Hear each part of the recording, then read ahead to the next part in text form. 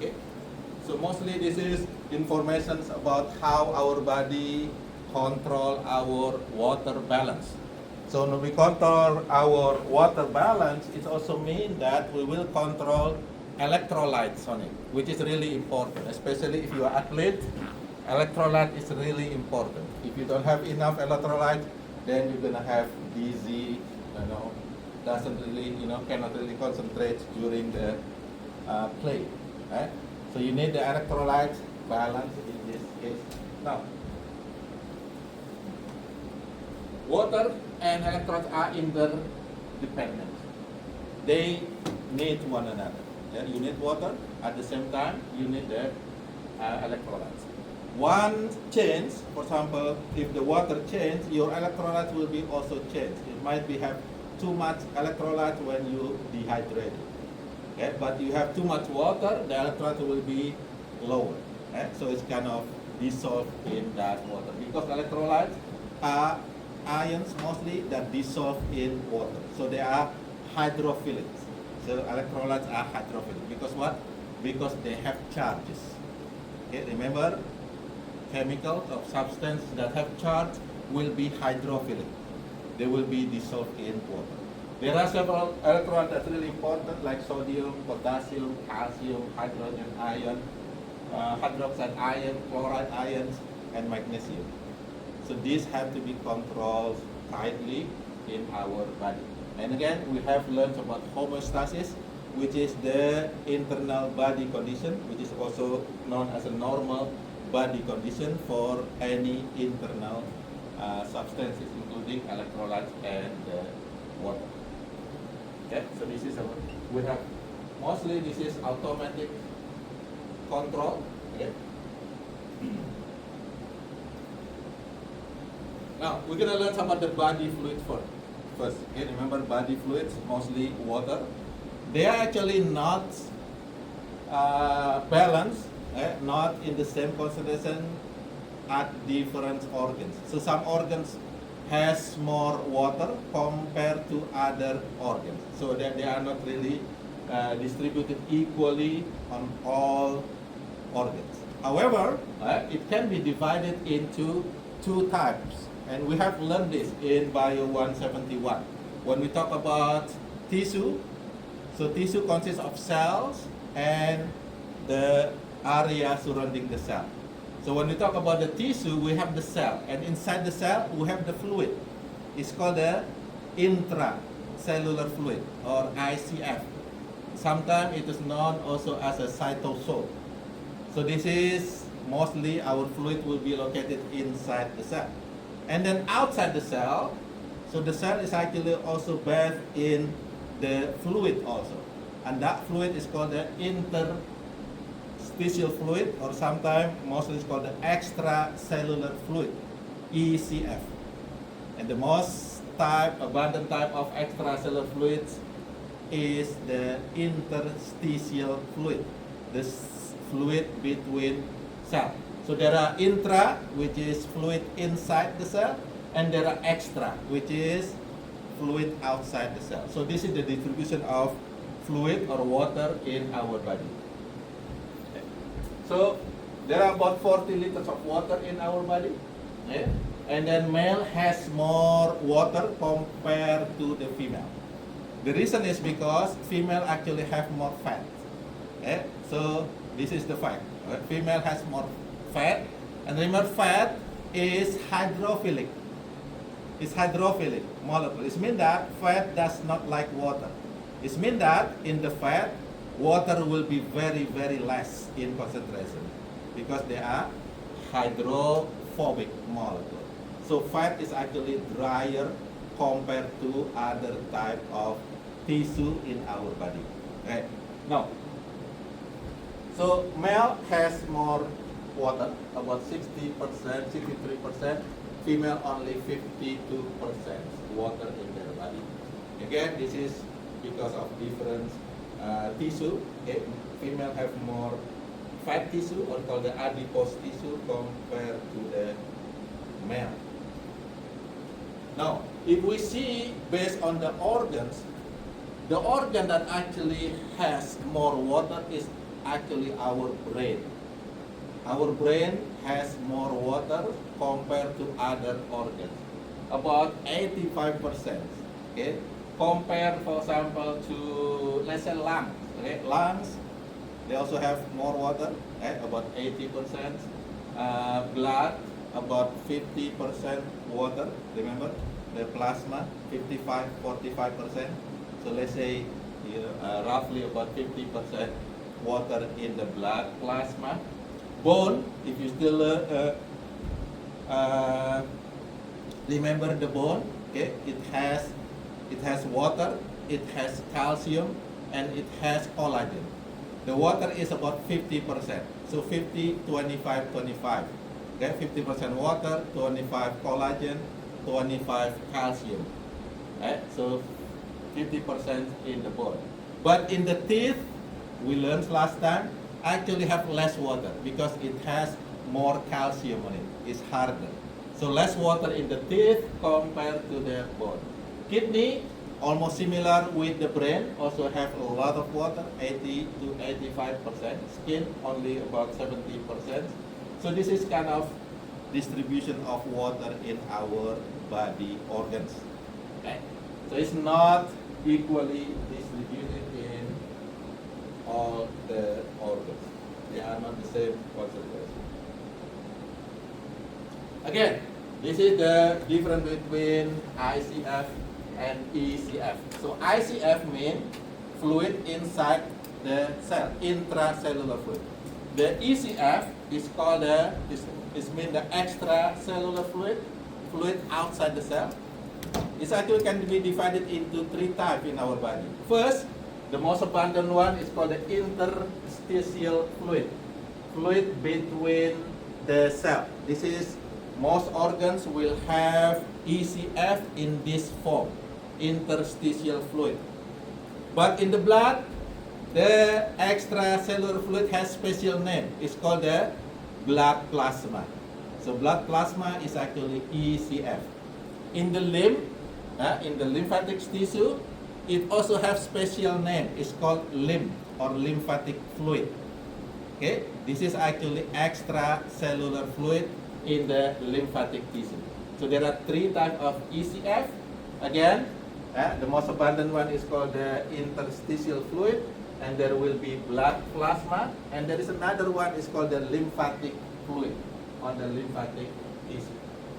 So this is the distribution of water in our body. Okay, so mostly the fluid inside the cell will be the most abundant one. Our cell actually carry about 70% of water. So we have so many cells in our body, it means that there will be around 70%. Around 70% fluid will be inside the cell. And then the rest will be in the interstitial fluid between the cell in many organs. But special for in the blood tissue, the fluid is called the blood plasma or plasma. This is maybe roughly about 15%. And other fluid, for example, in the lymphatic tissue, they have a lymphatic fluid. Again, the most distribution of fluid is actually inside the cell, and then interstitial, blood plasma, and the lymphatic fluid.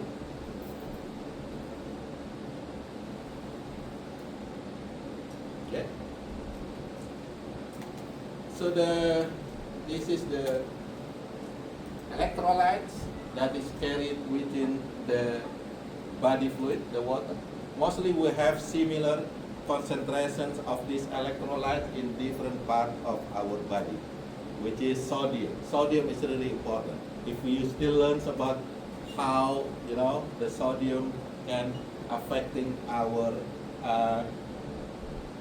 concentrations inside the cell, okay? Whether we are more negative or more positive inside the cell. And then chloride, okay? Sodium chloride, there are more sodium outside the cell. Chloride the same, there are more chloride outside the cell. Calcium also more outside the cell. But potassium over here, look at potassium. It's actually more inside the cell. In the intracellular fluid will be more potassium, magnesium, phosphate, and sulfate. That's the reason why the cell usually more negative. It carry negative potential. Okay? So what we call the RMP, resting membrane potential of the cell, is around negative 70 microvolt or millivolt, which is telling us there are more negative. There are more negative electrolyte or maybe negative amino acid or protein inside the cell. There are two major factors that regulate the movement of fluid from one compartment to another compartment. We have learned about that hydrostatic pressure, which is when the blood is pumped by the heart, it gives the pressure over there. Osmotic pressure is the different concentration of electrolyte between one compartment to another compartment.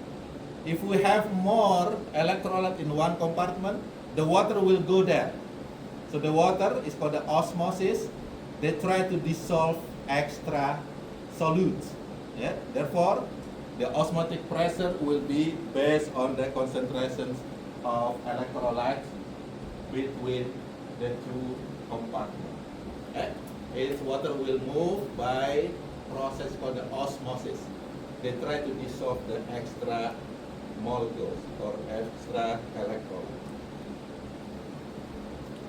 And this is just showing us different distributions of water and also electrolytes in that water. So ICF, intracellular fluid, and then interstitial fluid and blood plasma.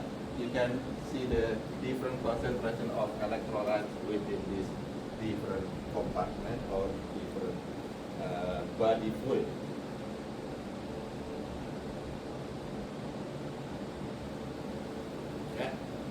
Where, if we still remember Bio 171, when we talk about cell membranes again, they have to be maintained negative 70 microvolt, which is negative. But remember, when there is a leakage channel in the cell membrane, I'm gonna drawing here. Let's say this is cell. And this is cell membrane. Remember, it has two layers, phospholipid bilayers. It has proteins.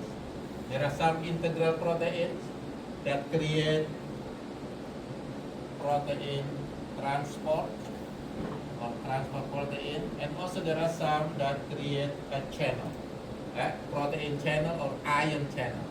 So this is ion channel, and this ion channel will be specific for specific ions. Two of them very important, which is sodium channel and potassium channel. So let's say we have another channel over here. Let's say this one is sodium channel, and this one is potassium channel. Okay. Remember, there are more potassium inside the cell, and there are more sodium outside the cell. Now you still remember the diffusion. In this case, it's going to be facilitated diffusion because it's going to use the channel to help. So the molecules will move from higher concentration to lower concentration, right? That's the rule. Now what happens with the sodium? Because there are more sodium outside the cell, then sodium will enter into the cell.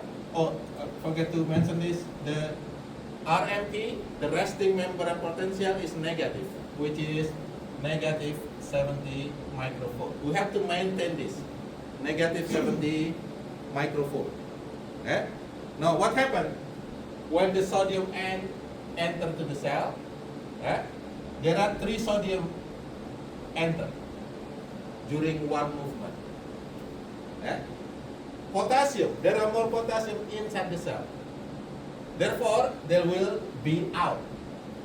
This is diffusion, facilitated diffusion. But only 2 potassium is actually out from the cell. Both of them carry positive charge.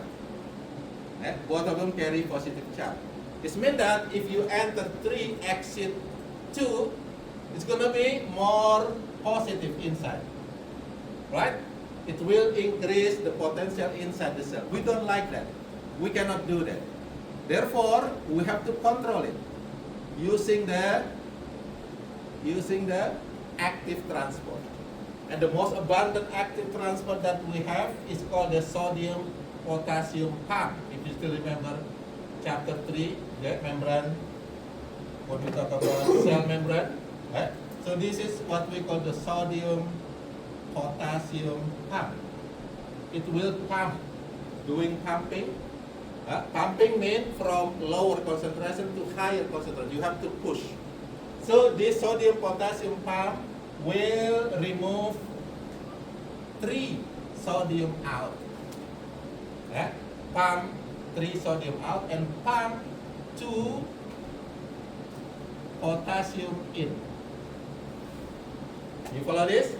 It means that it will balance this. 2 in, 2 out, 3 out, 3 in. This is what we call the homeostasis. And this is done by this sodium potassium pump. So there is a special pump that control our electrolyte balance or potential inside our cell. And that one is called the sodium potassium pump.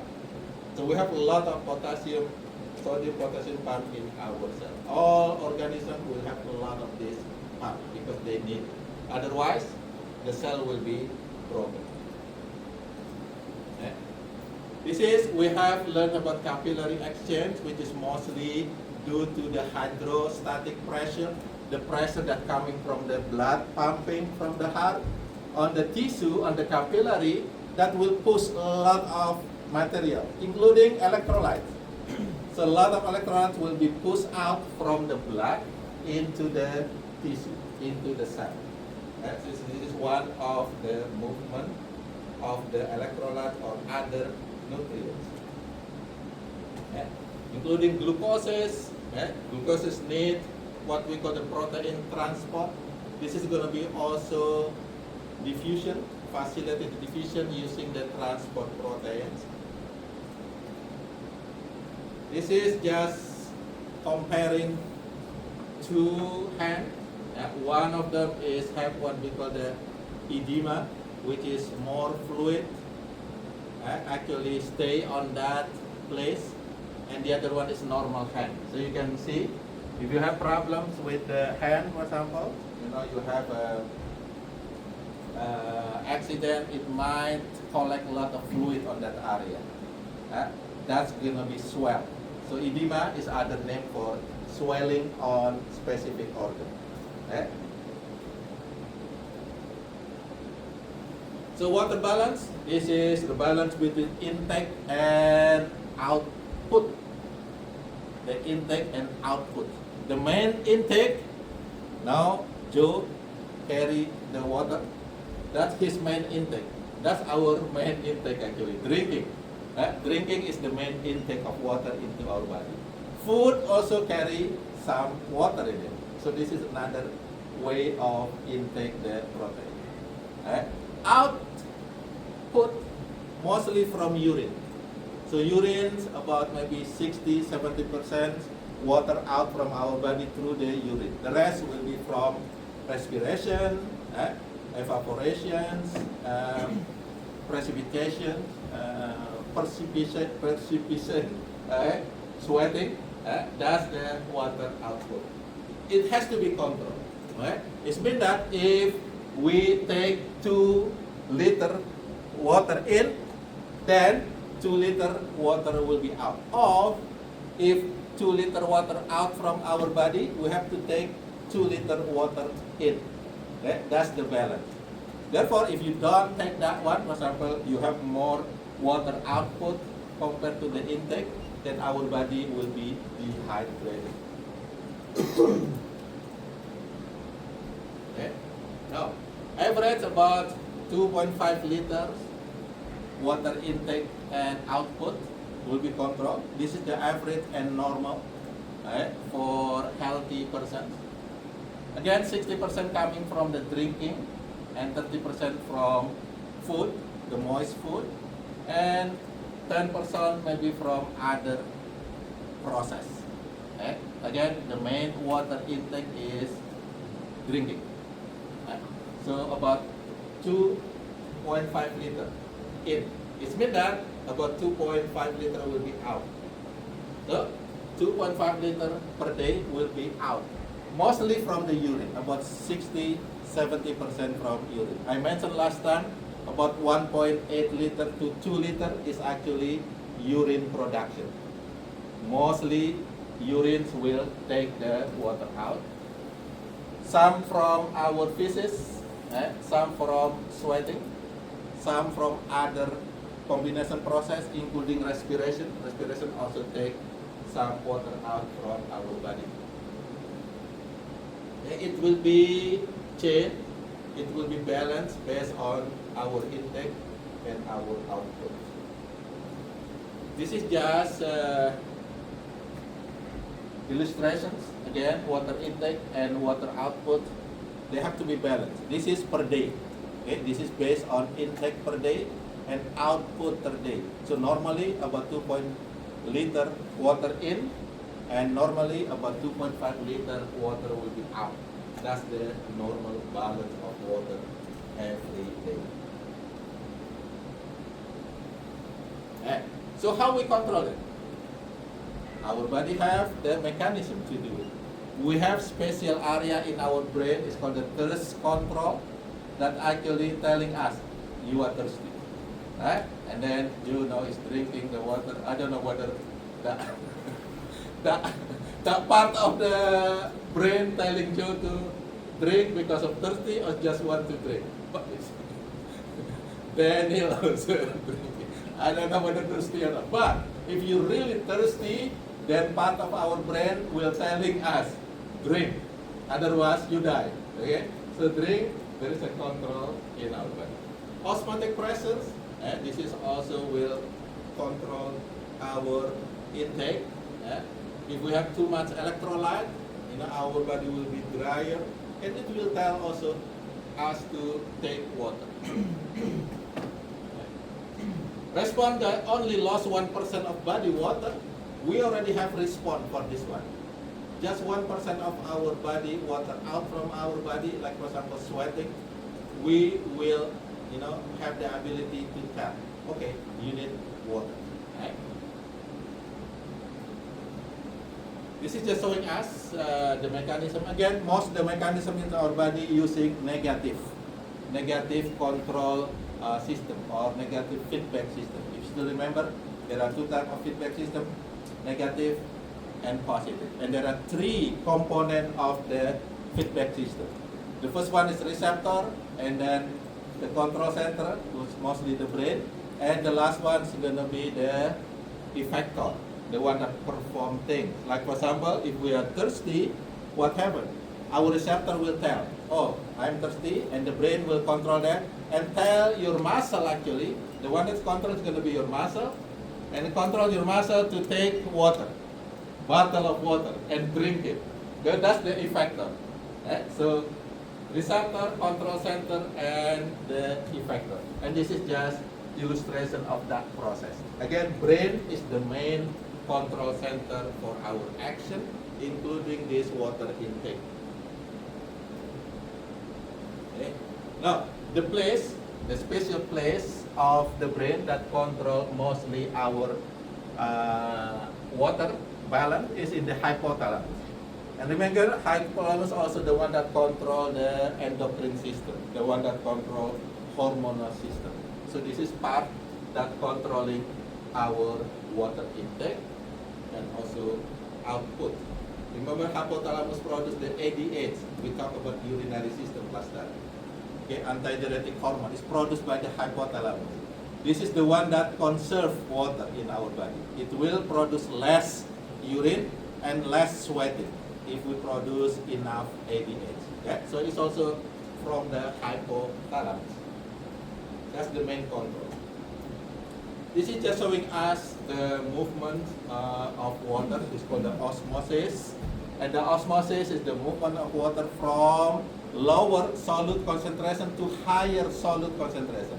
Water tries to dissolve electrolyte. And this movement is actually require a special proteins in the cell membrane. It's called the aquaporin. So aquaporin is a special channel for water to move in and out from the cell. So this is the name of the channel. Aqua means water, porin means hole. So this is channel. So aquaporin is water channel in our cell membrane that control movement of water from or out from the cell, in or out. Aldosterons mostly control our sodium potassium balance. So it's actually controlling the electrolytes. Aldosterone is produced by the gland on the top of the kidney. It's called the adrenal gland. It's produce aldosterone, and the aldosterone will go to the kidney and telling the kidney to filter less sodium. We need more sodium inside the cell. But it's going to be also telling the glomerulus on the kidney to remove more hydrogen ion, for example. If our blood is too acidic, the hydrogen ion will be removed. This is the action of the aldosterone in controlling our electrolyte.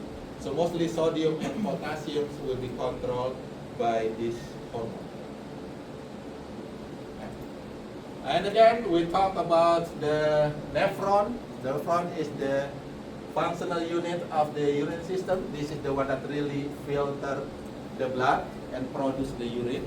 So it will be controlled by hormone. We already talked about the hormone, angiotensin and renin. That's one group actually. And there is also ENP that's produced by liver, and of course aldosterone that also will controlling the water and electrolyte balance in the nephron, in the kidney. Okay. Now we're going to learn about acid. What is acid? What is base or alkali? So acid means hydrogen ion concentration. That's the easy way to tell. So if the liquid is more acidic, it means that it has more hydrogen ions. Okay, so this is the concentration that we use to measure the acidity. Okay, so hydrogen ion means acid. Okay. The opposite will be the hydroxide ion. It's going to be base. So hydroxide ion is like this, which is negative charge. So this is base. Okay. So we can measure our acidity in water or maybe in the blood using the pH method. Okay, pH method. Tomorrow, you're actually gonna measure your urine. One of them will also measuring the acidity of the urine. There will be special paper that will control this acid or measure this acidity. Okay. Now, the acid, okay, controlled by what we call the pH meter. It will measure the acidity, and the number is between 1 to 14. So 1 to 14. Get it? So the middle will be 7. Right? 7 over here. This is 1. This is 14. Okay.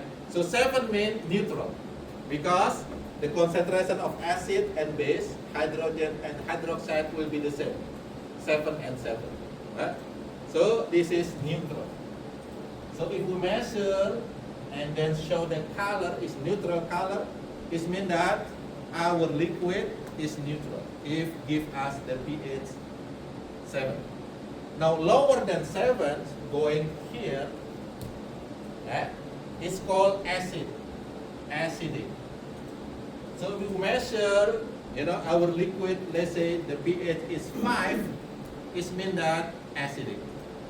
If we measure it is 2, it means very acidic. The lower the number, the more acidic the concentration will be. So this is more acidic. If we measure and higher than 7, that means that liquid or substance will be base or basic or alkaline. The more the number, the more alkaline. Let's say we measure our urine. Your urine is pH 14, which is problem. It's really basic, which is not good. So our urine should be around 6 to 7. A little bit acidic, but it's not that acidic. So that's the normal urine pH. So this is the acid and base or alkaline balance in our liquid.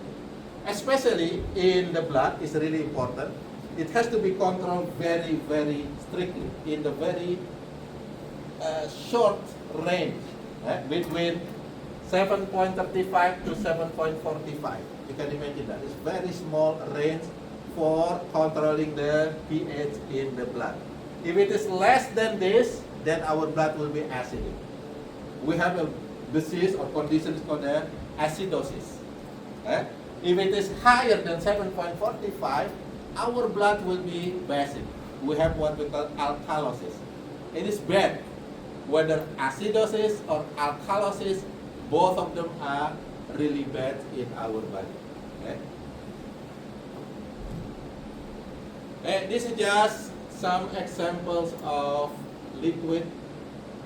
If we measure them, then you should be able to see that the battery is really acidic. Lemon juice, of course, this is lemon acid, going to be acid. Urine, saliva is around 6, a little bit acidic, close to the neutral. The pure water will be neutral. Seawater, a little bit alkaline, baking soda, and etc. So this is telling us the pH method, the scale, and some example in liquid that carry different acidity. Now, remember in the blood, it has to be between 7.35 to 7.45. How we control it? Okay? Fortunately, gladly that we have a system that controls this acid in our blood. It's called the buffer system. So we have buffer system in the blood that control our acid. If you drink coffee in the morning, Coke at noon, and then tea at night, basically you take a lot of acid in your blood because all of this solution or drinking is actually acidic. So basically your blood will be acidic. The good thing we have this buffer system that will make our blood between 7.35 to 7.45 pH. These are the buffer system that we have in our blood. Mostly last time we just talked one of them, which is the bicarbonate system, which is this is the most important one.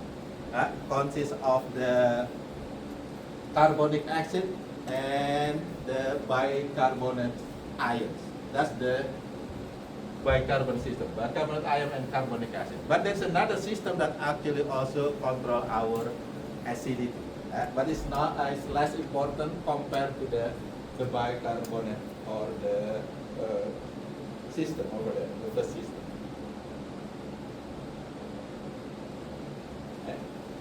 Respiration can also control the acidity because basically when we breathe out, we take carbon dioxide. But carbon dioxide actually acidic. It's causing acid in our blood. Therefore, it has to be removed.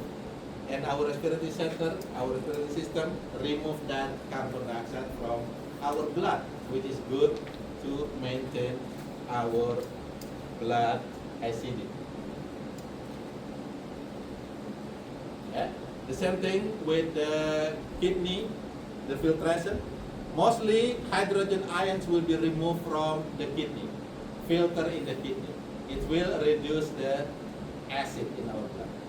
So basically our life, daily life, mostly we are taking more acid compared to the alkaline. And we have the system that remove them. Okay? In the kidney, it will remove the hydrogen ions.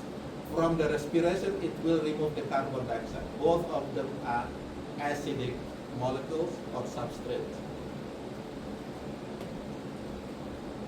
This is just telling us how that removal of hydrogen ions from our body in the kidney. And again, this is the feedback system. If we have too much acid, then we will have more bicarbonate ions in our blood that will take that extra acid. So bicarbonate ions, it's going to be really important to control the acidity in our blood. If we have too much alkaline, then the carbonic acid that will take control. Okay, that's the two buffer system of the bicarbonate system. Again, this is, if it is below 7.35, it's going to be condition called the acidosis. If it is higher than 7.45, it's going to be alkalosis. That's the name of the condition. Now, what happened if you have that one? This is the symptom and the sign of someone that have acidosis or alkalosis. Very similar symptom, so headache, sleepiness, confusion, vomiting sometimes, right? For both sign and symptom. So therefore, sometimes if you have this sign and symptom, doctor might ask you to take the blood sample in order to measure the electrolyte and also some other things, including the pH of this blood, whether acidosis or alkalosis.